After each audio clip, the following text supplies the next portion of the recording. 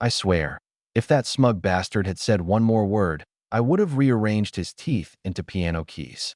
We were at a dinner I didn't even want, the kind with candles, overpriced wine, and menus that read like cryptic poems. My wife, Ashley, had asked me to meet her for what she called a serious talk. Naturally, I assumed it was about us. Maybe she finally wanted to fix things. Maybe she was tired of the distance that had crept in between us. I was wrong. He was already there when I walked in. Chase Donovan, her colleague. Black shirt 2 sizes too small, hair gelled like he had a sponsorship deal with a seagull, smirk plastered on his face as if he'd just won the lottery, my wife. Ashley sat next to him, not across. Her hand brushed a little too close to his thigh when she laughed at his joke. It wasn't the cute, nervous laugh she used to save for me. This was the kind of laugh you give a man you've already practiced lying for. Logan, she said sweetly, motioning to the seat across from them. This is Chase. You've heard me mention him from work. Oh, I'd heard. Too often. The mentor. The inspiration. The guy who just gets her. Yeah, I knew exactly who he was. I sat, forcing a polite smile, but my fists were already curled under the table like coiled springs. Then Chase leaned in. Didn't even let me open the breadbasket before he dropped it. I'll make this simple, he said, voice smooth, rehearsed. You've got 2 options, Logan. Leave quietly, or face me like a man. I blinked once, then twice. Was this guy auditioning for a soap opera? Ashley didn't flinch. She smiled. Smiled. That's when it clicked. This wasn't a talk. This was a setup. A trap with white tablecloths. She wanted me cornered, embarrassed, maybe even broken, so she could walk out clean. But if Ashley thought I was going to roll over while she hand-delivered my dignity to Mr. Protein Powder, she had another thing coming. I leaned back, gave him the kind of calm smile that should have worried him, and said, Chase, you want your teeth whole or in pieces? The fork slipped from Ashley's hand. Chase smirked wider. And me? I sat there, looking perfectly at ease, already planning my next move. Because if there's one thing I don't do, it's lose on someone else's stage. The rest of that dinner was a Broadway-level performance, and I played my role like I'd been cast months in advance. I didn't flip the table. I didn't storm out. No, that's what Ashley wanted. She thrived on drama, on the big scene where she'd get to cry in front of her friends later and say, I tried, but Logan just couldn't handle it. So I gave her the opposite. Calm. Too calm. Leave quietly, or face me like a man, Chase had said. So I smiled, poured myself a glass of the overpriced Merlot, took a slow sip. You know, I said casually, setting the glass down. Ashley always told me her colleagues were boring. Glad to see she wasn't exaggerating. His smirk faltered just a hair. Ashley kicked me under the table, muttering, Logan. I looked right at her. Relax, honey. We're all friends here. That word, friends, landed like a punch. She hated when I used it, ever since I'd started noticing her phone lighting up after midnight. Just a friend from work, she'd say. Guess I wasn't wrong. Chase tried to recover. Look, man, I don't want this to get ugly. Ugly? I chuckled. Buddy, you showed up in that shirt. We passed ugly 10 minutes ago. He leaned back, jaw tightening. Ashley plastered on a fake smile, whispering, You're embarrassing yourself. I leaned closer. Am I? Or are you embarrassed because I'm not reacting the way you rehearsed? Her eyes flickered, just for a second, and I knew I'd hit home. The waiter came by, blissfully unaware of the silent war at the table. Can I get you folks started with an appetizer? Yes, I said smoothly. We'll take the shrimp cocktail. And could you bring a side of self-respect for these 2? Extra napkins. The waiter froze, then scurried off. Ashley's face burned crimson. Chase looked like he wanted to swing, but I could tell he wasn't used to a fight without an audience cheering for him. I leaned back, hands behind my head, and thought to myself, all right, Logan, they wanted a show. Let's give them a season finale. Because from that moment on, I wasn't playing defense anymore. I was building a plan. And the best part? Neither of them would see it coming until it was far too late. The trick to revenge isn't rage. Rage is loud. Rage gets you caught. No, the trick is patience. Quiet. Calculated. Like chess. So while Ashley and Chase thought they'd just humiliated me into submission over lobster ravioli, I was already thinking 6 moves ahead. That night, Ashley worked late. Again, I didn't call her. Didn't text. Instead, I poured a whiskey, sat at the kitchen table, and opened my laptop. First stop, the phone records. Second, the shared cloud account she forgot we had. Third, the location sharing app she never disabled, probably because she thought I was too boring to notice. Turns out, working late translated to Chase's condo on Jefferson Avenue. Cute little loft, overpriced rent, parking garage with security cameras. Cameras I knew how to access because a buddy of mine owed me a favor from way back.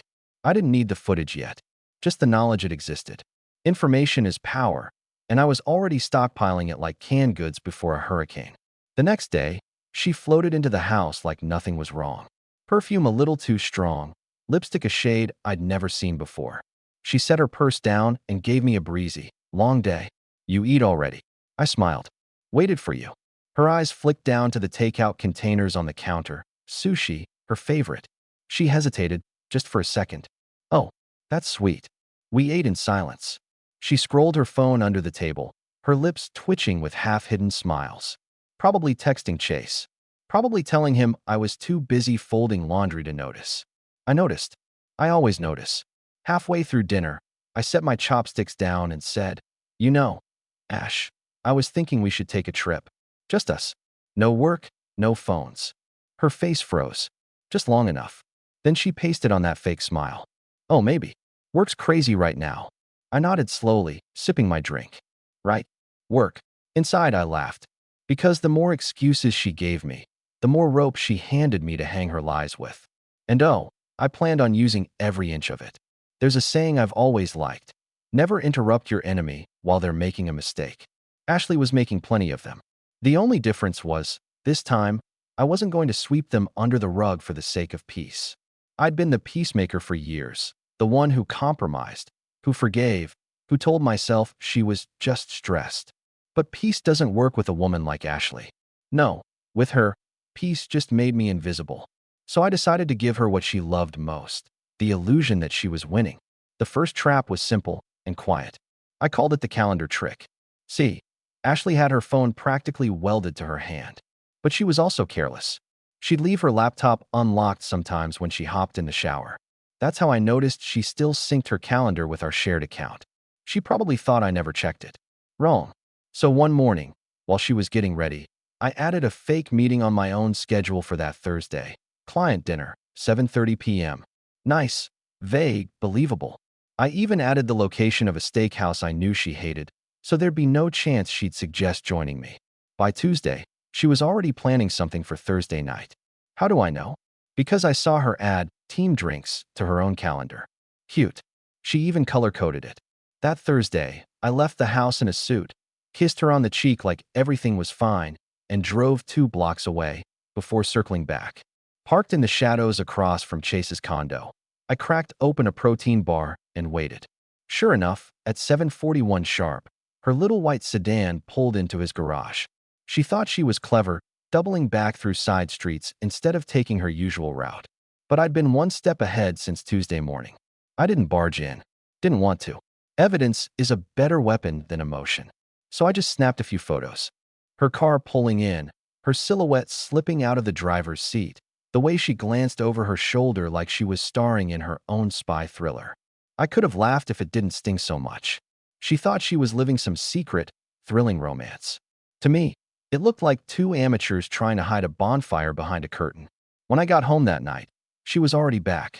Hair damp, makeup scrubbed, wearing the kind of ratty old t-shirt she only wore when she wanted to look low effort. She even had the nerve to say, "How was dinner?" "Long," I said, "but good." She smiled, kissed my cheek, and said, "Mine was too." I almost admired it. The sheer audacity. The second trap was more subtle. Call it the wallet test. A week later, she mentioned she needed gas money. Strange, considering she had her own account. Still, I slipped a crisp 50 into her wallet while she was upstairs, getting ready for a work meeting. What she didn't know was that I'd marked the bill with a tiny red dot in the corner, barely noticeable. 2 nights later, she came home smelling like a mix of cologne and cheap whiskey. She tossed her purse on the counter. While she showered, I checked her wallet. The 50 was gone. No big deal, people spend money. But here's the kicker. She told me earlier she had lunch with a female coworker and picked up the tab. The total?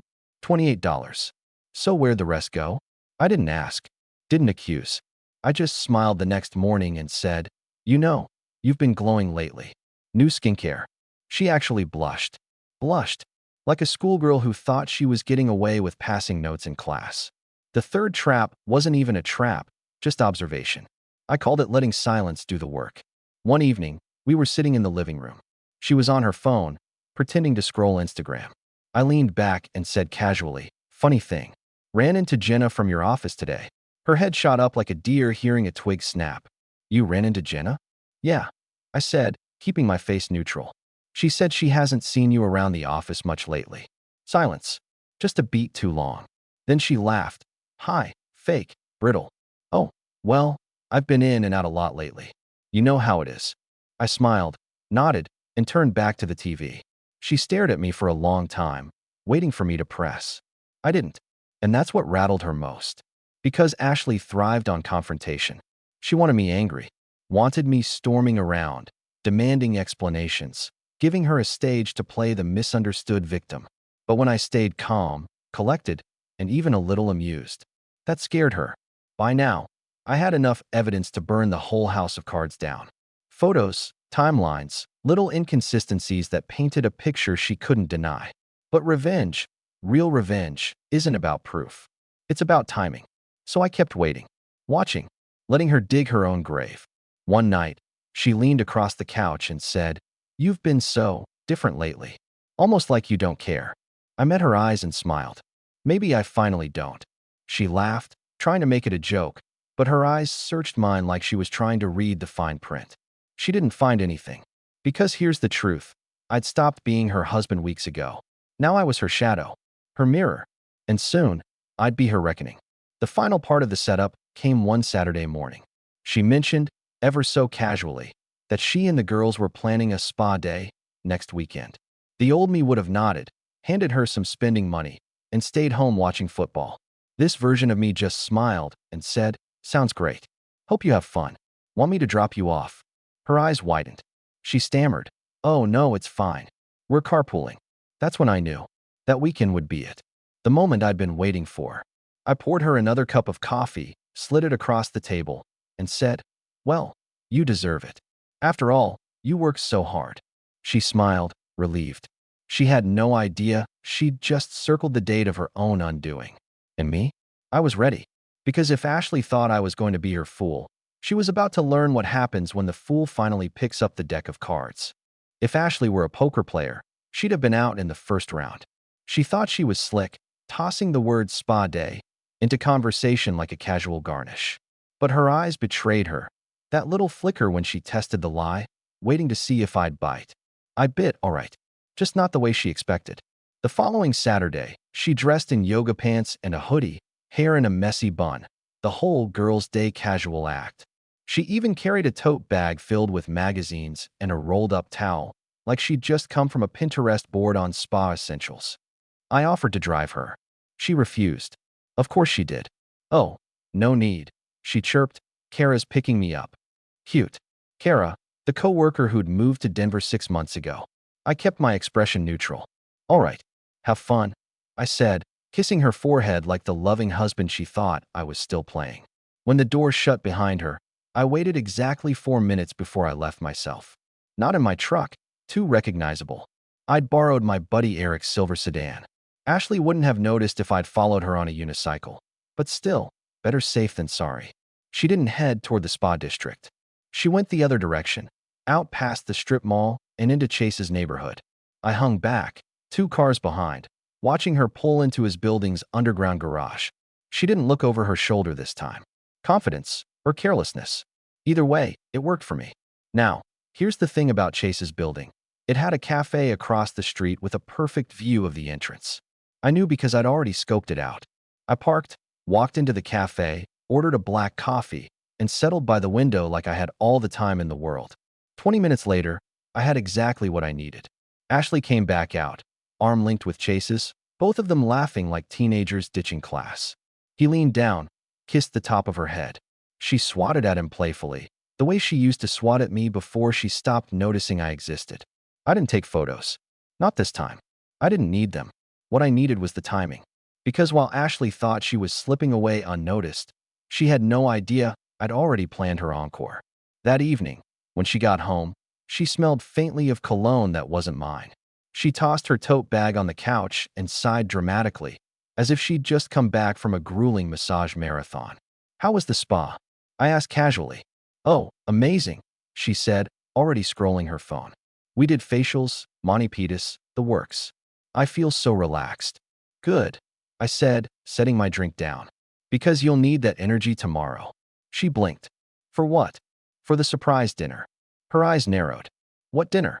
Our anniversary, I said smoothly. You didn't forget, did you? The truth? It wasn't our anniversary. But Ashley had always been terrible with dates. I could have told her it was our engagement anniversary, the day we bought our house, even National Pizza Day, and she would have pretended she remembered. She forced a smile. Of course not. Where are we going? You'll see, I said. Dress nice. She laughed nervously and went upstairs. I sipped my drink, hiding a smile. She thought she was in control. She thought the lies were airtight. Tomorrow, she'd find out the foundation she'd built her little affair on was already crumbling. The next night, Ashley walked down the stairs in a sleek black dress I hadn't seen in years. She'd paired it with heels I bought her for a Christmas she barely thanked me for. Wow, I said, genuinely impressed. She smiled. I figured you'd like it. I offered my arm, and she took it. On the outside, we looked like a happy couple heading out for a romantic dinner.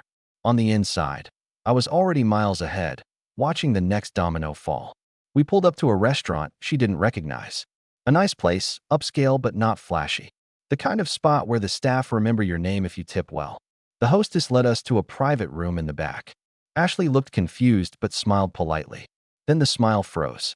Because sitting at the table, waiting, was Chase. Her breath caught. She looked at me sharply. Logan. Surprise, I said, sliding her chair out for her. Chase looked just as stunned, but he covered it quickly. Hey man. Didn't know you'd be here. I smiled, sitting down across from both of them. Yeah. Funny thing, neither did she. Ashley shot me a warning glare, the kind that used to make me back down. Not tonight. Tonight, I leaned back and poured myself a glass of wine like I'd just closed a big business deal. The silence stretched. Finally, Ashley tried to recover. So this is awkward. Not at all, I said smoothly. In fact, I think it's overdue. Chase cleared his throat. Look, Logan, maybe we should. No, I interrupted. Stay? I insist. Ashley's eyes darted between us. She was calculating, searching for an exit that didn't exist. I almost felt sorry for her. Almost. Dinner was lively, let's put it that way.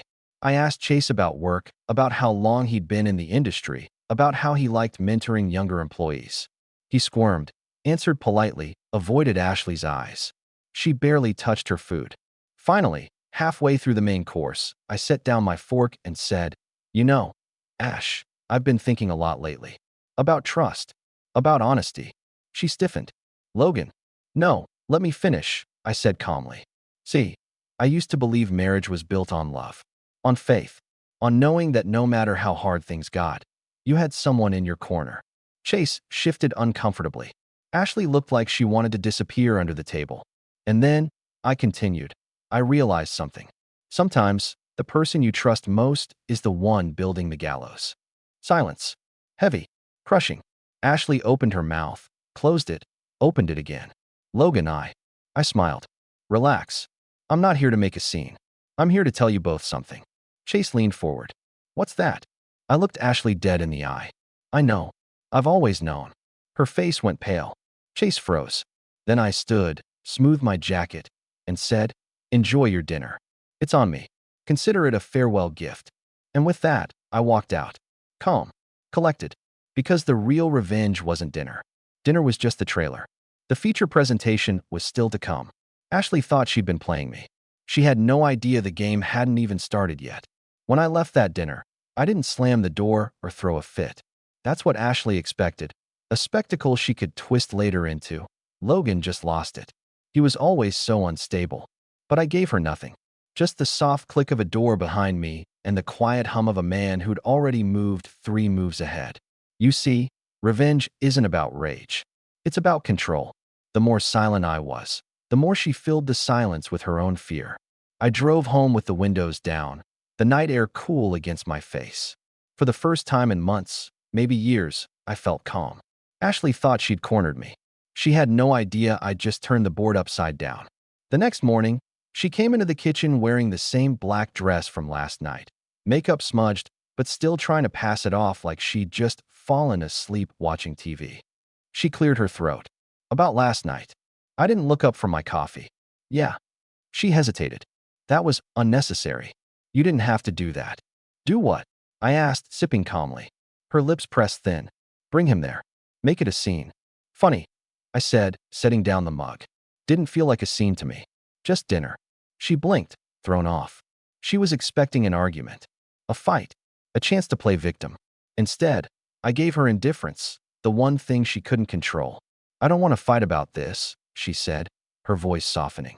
Good, I said, standing. Neither do I. Then I kissed her on the cheek and grabbed my keys. I'll be home late tonight. Her eyes narrowed as I walked out. She wanted details. She wanted to know where I was going. For years, I'd given her my schedule like a loyal employee. Not anymore. My first stop wasn't work. It was the bank. You'd be amazed how many accounts a couple shares without ever really looking at the fine print. Over the years, Ashley had insisted on being the organized one, paying the bills, keeping track of expenses. I'd let her. Not because I was lazy, because I trusted her. So imagine her surprise when I spent an hour at the bank transferring every joint account into a trust under my name only. Legally airtight. Morally satisfying. Then I stopped by a lawyer's office. Not a divorce lawyer. Not yet. This one specialized in contracts and asset protection. The kind of guy who wore gray suits and spoke in sentences that sounded like chess moves. I slid a folder across the table. Inside were copies of Ashley's late-night expenses, hotel bookings, and photos of her car parked at Chase's condo. I don't need a divorce right now, I told him. But I need options. Quiet ones. He scanned the papers, nodded slowly, and said, You'll have leverage. Good, I replied. That's all I want. That evening, I got home early and started dinner. Something simple. Pasta, salad, a bottle of wine. When Ashley walked in, she looked surprised. You cooked? She asked. Sure did, I said, setting the table. Thought we could use a nice evening together. Her eyes searched mine, suspicious. But she sat. Halfway through dinner, I leaned back and said, You know, Ash, I've been thinking about selling the house. Her fork froze. What? What? Oh, you know, I said casually, twirling my pasta. Market's good right now. We could get top dollar. Maybe start fresh somewhere else. She blinked. But this is our home. I smiled. Exactly. That's why I want to make sure we do it together. I didn't miss the way her eyes flickered, calculating. Chase probably didn't have the kind of money this house was worth. The thought of losing it would rattle her. Good. Over the next few days, I kept laying the groundwork. Little things. Quiet things. I canceled the cleaning service she secretly used when she said she was working late. I changed the passwords on the streaming services just to see her squirm. I even moved a few of her favorite wine bottles from the fridge to the basement, so when she went looking for them, she'd find the shelf empty. Petty? Maybe. But every small disruption reminded her she wasn't in control anymore. And then came the final piece, the Charity Gala. Ashley had been bragging about it for weeks. A fancy event at the downtown hotel, black tie, all her coworkers attending. The kind of place she loved to show off, where she could shine in front of her colleagues and play the doting wife card for social points.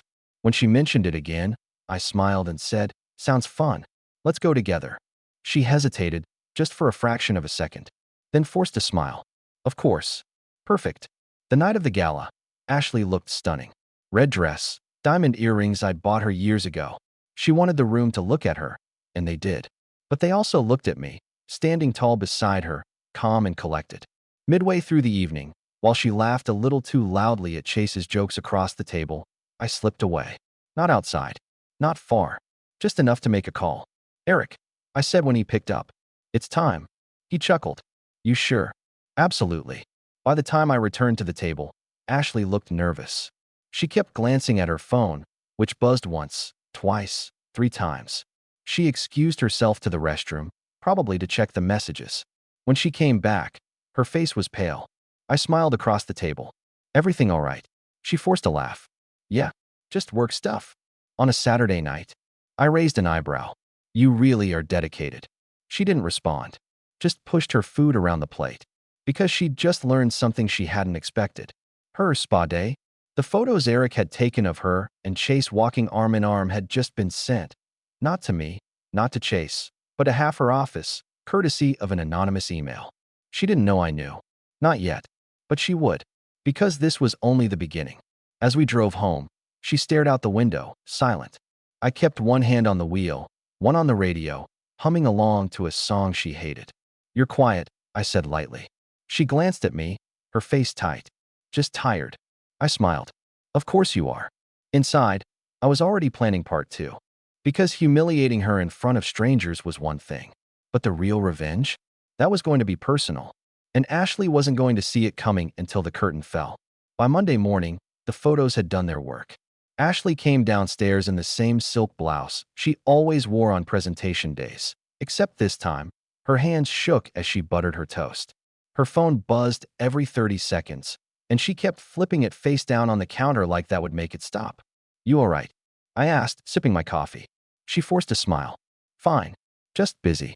I nodded, hiding the grin that threatened to break through. Because I knew exactly what those messages were. Her coworkers suddenly too busy to talk.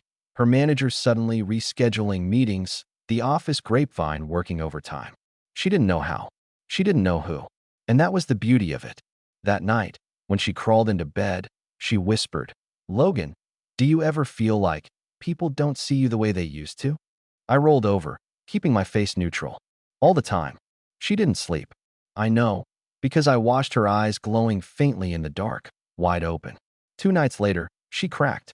I came home to find her pacing the kitchen, wine glass in hand, mascara smudged. She spun around when I walked in. "Logan, do you know anything about?" She trailed off, biting her lip. "About what?" I asked, hanging up my coat. She hesitated, then shook her head. "Nothing. Forget it." I smiled faintly. "All right." She hated that. She wanted me to press, to demand answers, to give her a chance to spin a story. Instead, I opened the fridge, grabbed a beer, and said, "By the way, I might be out this weekend. Old friends in town." Her voice went sharp. "Who?" "Just a friend," I said. "Don't wait up." The look on her face told me everything. She wasn't worried about who I was meeting. She was terrified I'd stopped caring altogether. The Charity Gala fallout spread like wildfire. By the end of the week, Chase had been asked to resign. Apparently, fraternizing with a married coworker while representing the company at public events doesn't look good on performance reviews. Ashley, meanwhile, was summoned to HR. I didn't need to be a fly on the wall to know how that conversation went. Her texts to me afterward were short, desperate, uncharacteristically apologetic. "We need to talk. Please come home early tonight. It's not what you think." I didn't reply. Not once. Instead, I scheduled a realtor to appraise the house. Quietly.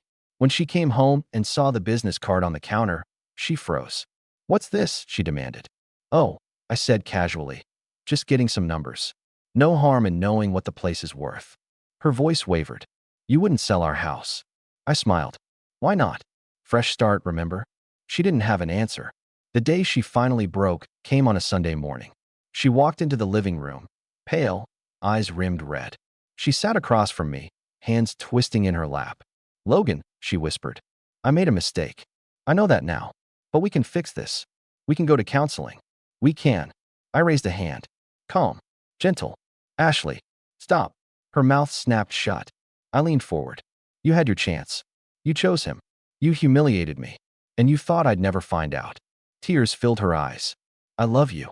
I chuckled softly. "No. You love winning." She flinched like I'd slapped her. Then I stood, walked over to the desk, and slid a folder onto the table. Inside were the photos, the bank transfers, the emails. A neat little collection of every lie she'd told wrapped up in a bow.